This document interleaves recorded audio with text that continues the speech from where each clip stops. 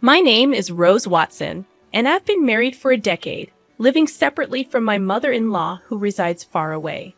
Recently, I learned that she's retired and suffering from a debilitating backache, preventing her from working. Consequently, my husband has been diligently sending her money each month. "Hey, make sure to transfer this month's money to Mom, will you?" he asked. I assured him, "Sure, no problem. I won't forget." "Even if I forget everything else, thanks. That helps a lot. I appreciate it." My husband visits his mother at least once a month, assisting her with tasks she can no longer manage. However, on one occasion, he returned from her place agitated, suddenly accusing me. "What the hell have you done?" Perplexed by his sudden anger, I stared blankly as he continued accusing me. "All this time, I've been struggling to send her money, and you didn't care about my feelings. I told you to transfer $1,000 every month." "I did transfer it," I insisted. "I'm telling you it's not been transferred. Do you have any idea how hard it is to send that $1,000? I understand. I've had to take part-time jobs and scrounge for money just for that," he retorted. "Knowing all that, why didn't you send it?" "I did send it. Why are you saying this?" "Just calm down a bit," I urged. "How can I be calm when Mom is struggling because she doesn't get the money from me and has even started doing piecework?" he exclaimed. "But I definitely did send it. Are you saying my mom is lying?" I questioned. "Then there's no way my mom would lie to me. You can't just make an assumption and then get mad when it's not true. I don't even know why this is happening. I've been sending her the money you give me every month. Then why is she doing piecework? She's in pain, lifting heavy boxes. I don't know about that. I haven't seen it. You never go to my family home. I go every month, but you never come with me. You just don't care about my mom," he accused. "That's not true. There's no need for me to go every month, and it's so far away. I don't want to waste my only day off," I defended. "Waste your day off? It's visiting family. How can that be a waste?" he argued. "Well, that's your family. You wouldn't think twice about it, but you don't go to my family's house, do you?" I responded. "Of course not. You married into my family, but I didn't marry into yours. You shouldn't say things like that. It only causes trouble," he countered. "You're the one causing trouble," I muttered to myself, wondering if he even realized what he was saying. Frustrated, I tried to escape to the kitchen, but he followed me, still angry. "Huh. I'm not running away. I just want you to calm down. Maybe we should have a coffee and talk this through," I suggested. "I don't need that. Give me back all the money I've been giving you to send to my mom," he demanded. "Why are you saying that? I'm your wife of 10 years. I've never lied to you. You should just believe me when I say I've sent it," I pleaded. "I bet you've been spending my money. What did you buy? Where's the $1,000 going every month?" he accused. "If I had bought something, there'd be new things in the house, right? But there aren't. If it were clothes, there'd be new clothes, but there aren't. I haven't bought a single piece of jewelry since we got married." "I don't understand why you're accusing me," I defended. "Even so, you must be using it for something. Or maybe you're saving it for yourself? Planning to leave me?" he speculated. "Why would you even think of divorce? We have kids," I questioned, bewildered by the sudden turn in our conversation. "I would never entertain such thoughts. How am I supposed to know I can't trust someone who lies like you? Why won't you understand that I've been sending the money to your mom? Then why isn't it reaching her? I have no idea. Could you be sending it to the wrong place? No way. I have your mom's bank account number registered with a bank. Unless she changes it, there's no way that could happen. Then the only thing I can think of is that you're stealing it." "Stealing? Yeah, that's right. You're stealing my money, not sending it to my mom. That's it. I want a divorce. I can't be with a thief like you. Let's get divorced. It's clear you've been stealing the $1,000 meant for my mom every month." "Hold on. Why does it have to come to this? What about our kids?" "I don't care about the kids. I don't need a wife who makes my mom suffer." No matter how much I tried to have a rational conversation, my husband just couldn't stay calm. And to say he didn't care about our kids, I've been desperately trying to make him believe me. But it's been hours of getting nowhere. Then there's nothing else to be done. After 10 years together, thinking this, I quietly responded to his demand for divorce. All right, divorce it is. Kicked out by my husband, I left the house with our child. Make sure you file the divorce papers. Conveniently, he had already prepared the divorce papers, as if he knew this would happen. I never thought I'd have to sign something like this, but now there was no other choice. I left the house, went straight to the office to file the papers, and decided to stay at my parents' house for now. My child was shocked by the sudden turn of events, but all I could do was reassure them with empty words. It's going to be okay. Then, after settling down in a new place with my child, I got a call from my ex-husband, Mark. Something weird is happening. Out of the blue, Mark started talking as if we were still married. What do you want with me, a stranger? Now, I know we're strangers. You call me suddenly. Don't even ask about your child, and say something weird is happening. You sound much weirder, you know. Well, here's the thing. I've been sending the money to my mom myself, but she says it's not being transferred. Maybe you're not transferring it. That's impossible. I did it myself. I don't know about that. Maybe you're doing it unconsciously, or perhaps you only dreamed you did it. Don't compare me with you. Then don't call me. I'm not free to deal with this. You're working as usual. So, you're free. How much more will he belittle me? He must think I'm just sitting around doing nothing.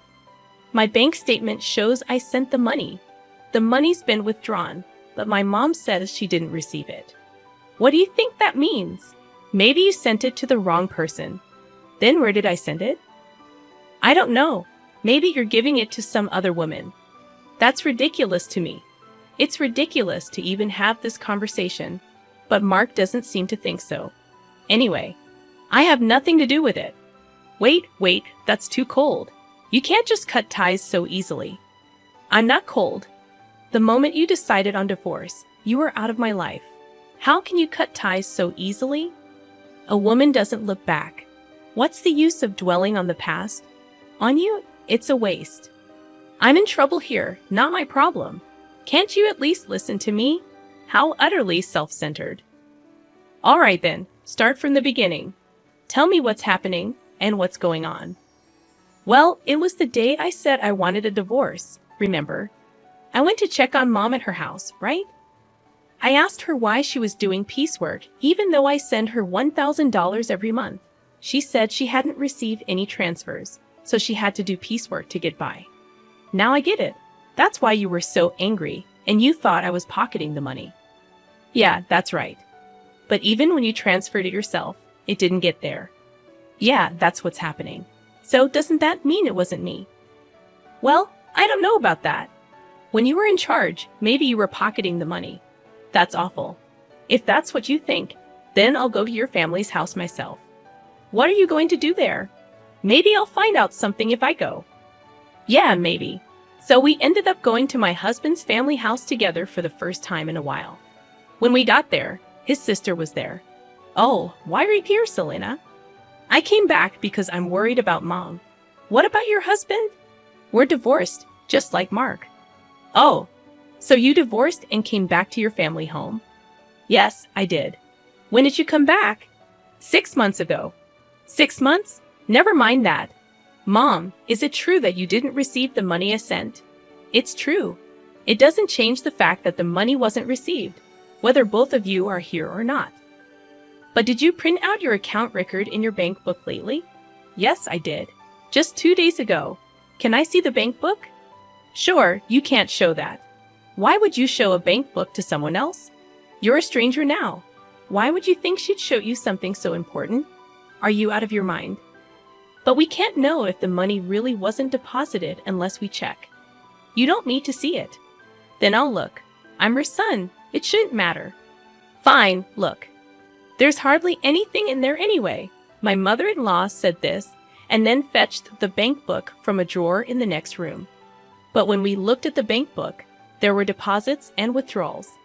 Look, Mark, there's a deposit from you here, and it was withdrawn the next day. That's quite punctual. Before this, even if you deposited it, it wasn't withdrawn immediately. I couldn't go to the bank much because of my back pain. I would wait until it was absolutely necessary, but since Selena came back, she's been going to the bank for me, which has been a big help. Ever since Selena returned, she's been the one going to the bank. The money was always withdrawn the next day, according to the bank book. Mark and I instinctively looked at her. What? I don't know anything about this, she said desperately. But from what we see here, it looks like you withdrew it, Selena. Mom doesn't go to the bank, and maybe someone else has Mom's card and is withdrawing the money every month. I don't have a card. I'm afraid of losing it, so I never made one, she replied anxiously. Tell the truth, Selena, Mark urged. All right, it was me. Mom told me to withdraw the $1,000 she was getting each month. I saw it was being deposited every month, so I thought borrowing a little bit would be okay. If you're borrowing it, are you planning to pay it back? I interjected. I intend to pay it back. I just don't have the money for it right now, she confessed. Why would you do such a thing? Mark questioned. I really needed the money. I only borrowed it because I had to. Besides, Mom's managing to get by. Isn't that fine? Selena justified. Were you that desperate for money? His mother softened her tone and asked. Then Selena completely changed her tone from her previous assertiveness, now playing the role of a pitiful victim. If that's the case, it can't be helped. Mark was kind enough to send the money. But this is an unavoidable situation. Yeah, if sister was in trouble, it's the family's job to help after all, Mark reasoned. Despite his rage and accusations towards me, Mark forgave his sister as if nothing had happened. Hey, I was called a thief over this. And now you're just going to let it go because it's your sister. It can't be helped. She said she's in trouble. That's fine for your money, but don't you have something to say to me? I challenged. Not really. No, not even an apology after all the horrible things you said to me. Why should I apologize? I don't see any need to. I was hurt by what you said, Mark defended. Such a fragile mental state, I muttered to myself. Anyway, it's not like I did anything wrong, right? Selena was having a hard time, so this happened. It's not Mark's fault. He doesn't need to apologize, his mother supported. Isn't this just like being completely surrounded by enemies? Even if I speak the truth, this place is hostile territory. There's no doubt that anything I say will be met with opposition. Even though a quick look at the bank book would have clarified everything, I had to travel all this way just to be treated like this. Fine, if cutting ties with you costs me this much, it's a small price to pay. I'm leaving. Drive me to the station, I demanded. Why do I have to take you? We're divorced, remember? I don't have to do anything for you, a stranger, Mark retorted. Because I came all this way for you. You asked me for help, I argued. Did I? I don't remember asking you to come. I just wanted some advice. You came here on your own. You can leave on your own too. Mark snapped. That's right. You're not a couple anymore. Why should he take you? It makes sense for a husband, but not for a stranger, his mother added. What a group. No thank you or sorry for solving the issue. After spending 10 years with such a man, it felt like such a waste of time. Fine, I'll take a taxi. I don't need you, I declared, frustrated. I called the taxi and somehow managed to get home. As I arrived home, tears of frustration streamed down my face, and I swore never to listen to that man again. However, after a while, my husband called me. Maybe he had changed his mind and was about to apologize for what happened. Perhaps he'd explain that he had to act that way in front of his sister and mother. But my expectations were shattered. Can you lend me some money? He asked abruptly. Shouldn't you say something to me first? Oh, long time no see, I replied. That's not what I mean. You're being troublesome, you know. It's not normal to ask for money without even apologizing first. That's not true. We were a married couple after all. You could say we were a united fate. That's not the case anymore. The day we split up, our united fate dissolved. I still think we're a united fate, though. He keeps saying whatever he wants. So lend me some money, will you? Why? The truth is, I found out Selena has a huge debt. Wait, it's been quite a while since that day. Didn't you ask her what she spent the money on? I couldn't ask her that. It would have been too pitiful. Money is a delicate subject. Maybe her ex-husband had something to do with it. Or there might be some other reason. Sure, there must be some reason. But you should have asked about it for the future, right? I trusted her because we're family, and yet there was no trust for me at all. Well, I've known Selena way longer than I've known you. Yeah, since we were born. That's why I trusted her. I thought everything would be fine, but in the end, it wasn't fine. So what happened? It turns out she had a huge debt, and the $1,000 a month wasn't enough. How much does she need then? She wants to repay it all at once. It's true that paying it off in one go would save on interest, but I don't have that kind of savings. So why did you contact me? Because you said you had a good amount of savings when we were in the car going to your parents' house. I remember. I was insulted by him, saying I must be struggling without money since our divorce, and that I would have stolen the money if he continued to ask me to make the transfers. Angered by his belittling words and the assumption that I couldn't survive on a part-time job, I ended up revealing that I was trading stocks and making a good profit. But would that lead to an ex-wife being asked for a loan? Selena says she's in debt for $30 million. $30 million? Yes, so please lend me the money. It's okay, right? First, why does she have such a huge debt? I was curious too, so I asked her. It turns out most of it was from shopping, and it's all brand items.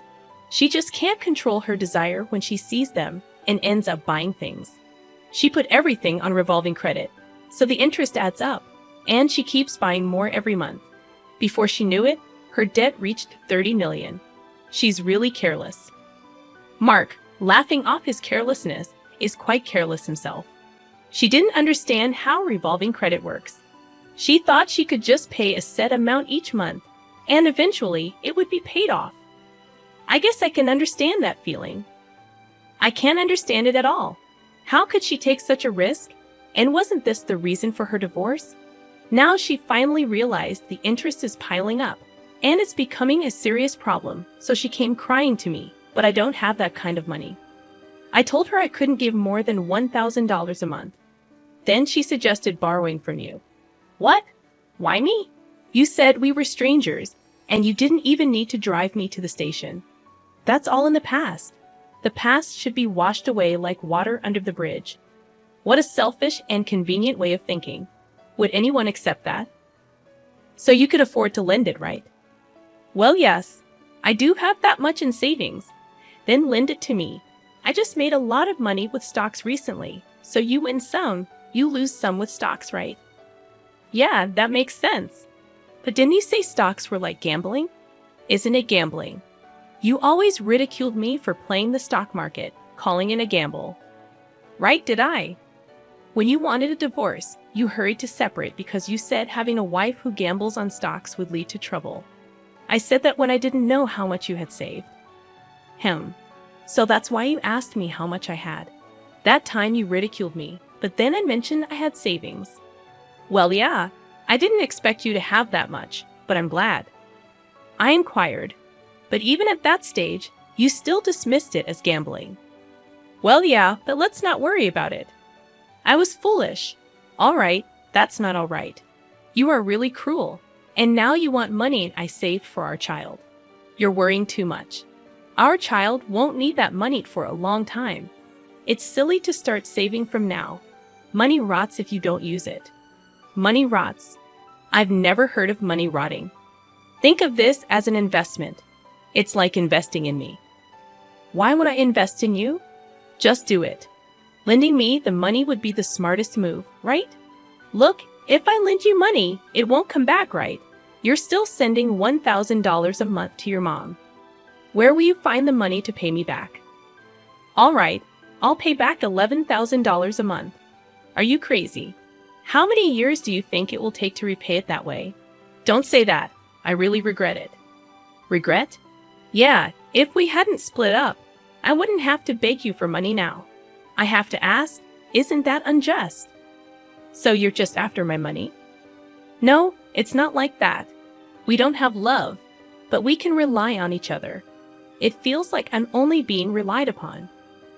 You're so rigid. Thinking like that won't make you happy. We could even remarry. I didn't mind our marriage that much. Wow, I do mind. I don't want to be with someone who can't apologize. Fine, I apologize. Sorry. Is that good enough? What are you apologizing for?